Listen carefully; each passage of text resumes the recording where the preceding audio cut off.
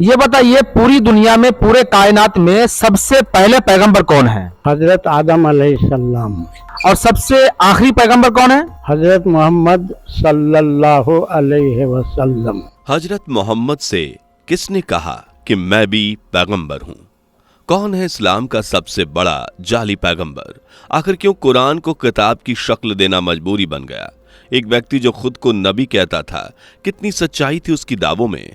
आखिर क्यों उसके फर्जी दावों ने हजारों मुसलमानों को मौत की नींद सुला दिया? क्या हुआ था पैगंबर साहब की मौत के बाद? कैसे खलीफा ने इन झूठे पैगंबरों से इस्लाम को बचाया? यमामा के युद्ध की क्या है असली वजह? और क्यों इस इस्लामिक इतिहास की सबसे खूनी जंग कहा जाता है? आइए जानने की कोशिश करते हैं। वीडियो में आगे बढ़ें उससे पहले अगर आप एक सच्चे हिंदू हैं तो सब्सक्राइब करें फैक्ट मंत्रा चैनल को और बेल नोटिफिकेशन को ऑल पर लगाएं ताकि कोई भी वीडियो मिस ना हो। दोस्तों, ये दौर था 7वीं शताब्दी का। मिडिल ईस्ट के अरब में एक नए धर्म का उदय हो रहा था, इस्लाम धर्म। एक ऐसा धर्म जिससे एक बड़े साम्राज्य की स्थापना हुई। इस्लाम की स्थापना का पूरा श्रेय पैगंबर हजरत मोहम्मद साहब को जाता है। उनका जन्म 570 ईस्वी में हुआ था और ये अरब के मक्का शहर में एक गरीब परिवार में जन्मे और 610 ईस्वी में उन्होंने अल्लाह के संदेश का प्रचार करना शुरू किया। उनके कहे शब्दों को लोग याद कर लिया करते थे। बाद में यही मुसलमानों के धार्मिक ग्रंथ कुरान शरीफ बन गए और यहीं से इस्लाम धर्म दुनिया भर में फैलता चला गया। पैगंबर मोहम्मद साहब अब लोगों को एकेश्वरवाद यानी कि एक ही ईश्वर में आस्था रखने का संदेश दे रहे थे, खुद को पैगंबर बता रहे थे। इस्लाम के अनुसार पैगंबर वो शख्स होता है जिसे अल्लाह ने अपने संदेश मनुष्यों तक पहुंचाने के लिए चुना हो, ताकि इन संदेशों पर अमल करके लोग सही रास्तों पर चलें, बुराइयों से बचें और अल्लाह की इबादत करें।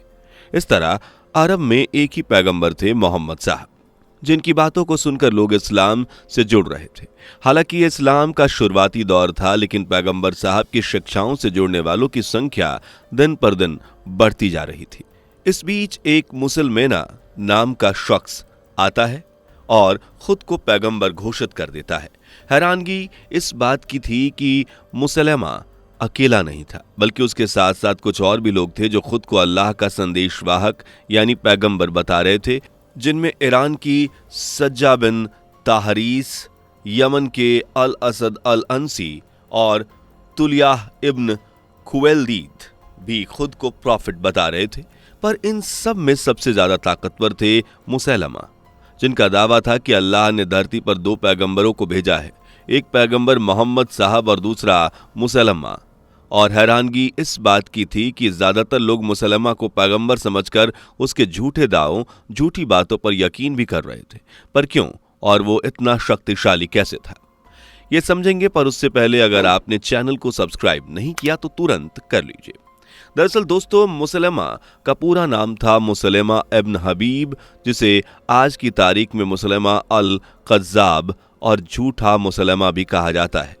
वो यमामा यानी वर्तमान सऊदी अरब का रहने वाला था और वो बनु हनीफा कबीले का सरदार था। मुसलमा को शुरू से ही सत्ता चाहिए थी, वो खुद को सबसे ऊपर देखना चाहता था। यमामा में तो उसकी इतनी इज्जत थी कि लोग उसे रहमान अल यमामा कहकर पुकारते थे, जिसका अर्थ होता है यमामा के लोगों के लिए दयालु व्यक्ति।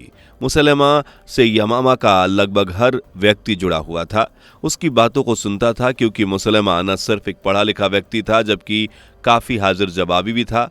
उसका बात करने का तरीका, अंदाज किसी को भी प्रभावित करने की क्षमता रखता था। इतिहासकारों के अनुसार जब पैगंबर मोहम्मद साहब इस्लाम का प्रचार प्रसार कर रहे थे, तब मुसलमा भी अपने कबीले के साथ मदीना पहुंचा। यहाँ उसने इस्लाम को कबूल किया और पैगंबर के लिए अपना लगाव भी जाहिर किया। पर यह तो सिर्फ दिखावा था, बल्कि मुसलमा के दिमाग में तो कुछ और ही चल रहा था। उसने मदीना से वापस लौटने के बाद मोहम्मद सल्लल्लाहु अलैहि वसल्लम के जीवित रहते हुए ही खुद को नबी घोषित कर दिया। सिर्फ यही नहीं, मुसलमा का कहना था कि सिर्फ मोहम्मद ही पैगंबर नहीं है, बल्कि मैं भी पैगंबर हूँ।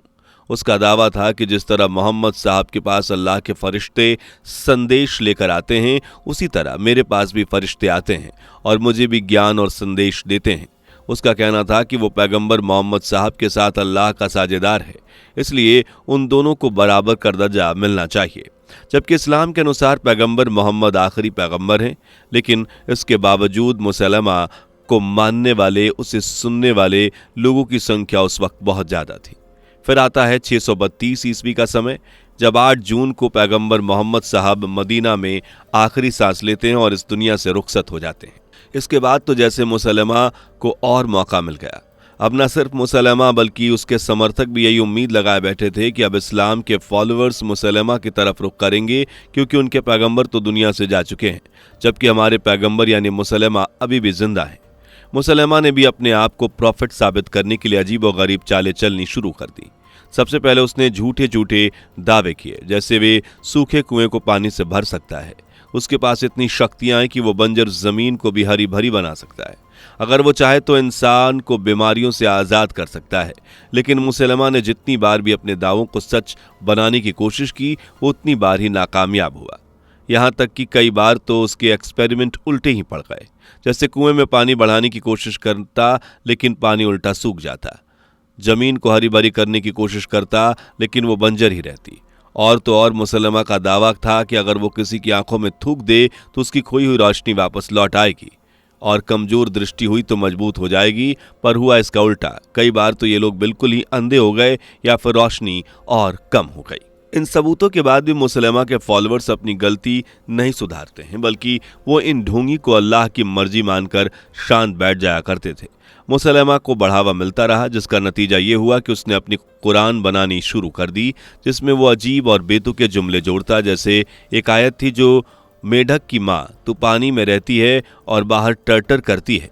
इन बेसिर पैर के जुमलों को सुनकर पढ़े लिखे समझदार लोग मुसलमा का मजाक बनाते थे, लेकिन उनके समर्थक इनमें भी भक्ति ढूंढते थे। पैगंबर साहब के जाने के बाद अब इस्लाम की जिम्मेदारी खलीफा के पास आ चुकी थी, यानी अबू बकर के पास, जिन्हें समझ आ चुका था कि अगर यूं ही झूठे प्रॉफिट उठते रहे तो इनमें से कोई ना कोई पैगंबर की जगह जरूर ले लेगा।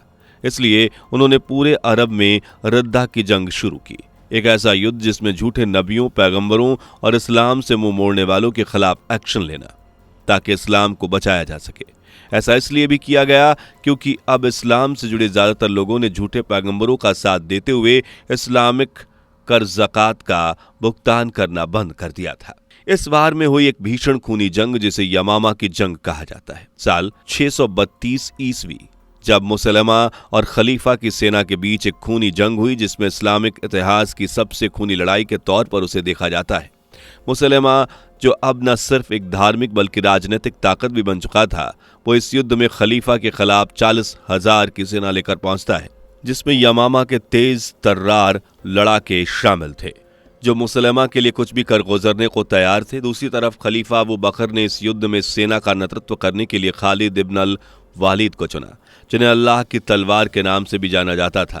खालिद साहब की मिलिट्री स्ट्रेटजी इतनी उम्दा हुआ करती थी कि दुश्मन की सेना उनका नाम सुनते ही थर थर कांपती थी। हालांकि मुसलमा अबू बकर की सेना से नहीं डरा। इसकी सबसे बड़ी वजह थी लड़ाकों की संख्या। मुसलमा के पास खालिद की सेना से ज्यादा लड़ाके थे, जिस वजह से मुसलमा को यकीन था कि वो युद्ध जीत जाएगा। हालांकि खालिद ने भी ठान लिया था कि मुसलमा को हराना ही है। और फिर शुरू होती है मुसलमानों के बीच अब तक की सबसे बड़ी जंग। मुसलमा की सेना पूरी बहादुरी के साथ खालिद की सेना पर टूट पड़ती है, और इसमें पैगंबर साहब के साथी और हाफिज मारे जाते हैं। बता दें कि हाफिज वो होते हैं जिन्हें कुरान मुज़बानी याद होता है। पहले कुरान को लिखा नहीं गया था, बल्कि इसे मुज़बानी ही याद किया जाता था। लेकिन इस युद्ध में हाफिज लगभग खत्म हो गए। इसके जानकारों की संख्या अब गिनी चुनी रह गई थी।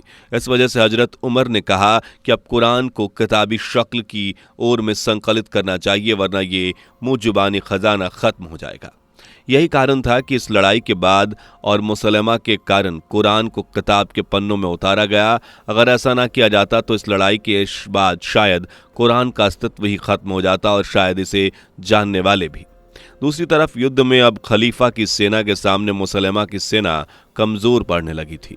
उसके सैनिक टूट रहे थे और मैदान छोड़कर भाग रहे थे। जब ये बात मुसलमा को समझ आ गई अब उसका जीतना नामुमकिन है, तो बाग राहा नाम के किले में जाकर वो छुप गया। लेकिन खालिद साहब ने यहाँ भी हमला कर दिया और एक खास सेना की टुकड़ी भेजी, जिसने मुसलमानों की लाशें इस तरह बिछाई कि आज ये किला मौत का गार्डन कहा जाता है। खैर कुछ ही समय में मुसलमा भी खालिद साहब की सेना के हाथ लग गया और उसे मार दिया गया। इस तरह मुसलमा के रूप में सबसे बड़े झूठे पैगंबर का अंत हो गया। ये लड़ाई और मुसलमा की हार इस बात का सबूत है कि मुसलमानों की एकता के सामने ऐसे झूठे पैगंबर की कोई औकात। इसके बाद अबू बकर की खिलाफत और मजबूत हुई। कुरान को जानने वाले बढ़े और आज इस्लाम किस तेजी से आगे बढ़ रहा है ये आप और हम अच्छे से जानते हैं। आज के लिए बस इतना ही। वीडियो और कहानी पसंद आई हो तो लाइक शेयर करें, चैनल को सब्सक्राइब और बेल आइकन को प्रेस जरूर कर लें। मिलते हैं अगली वीडियो में, तब तक के लिए बाय बाय। दोस्तों, आपके स्क्रीन पर 2 और वीडियो दिख रही हैं, जिसे देखने के लिए आप स्क्रीन पर क्लिक करें। दोनों देखिएगा, बहुत अच्छी वीडियो बनी है।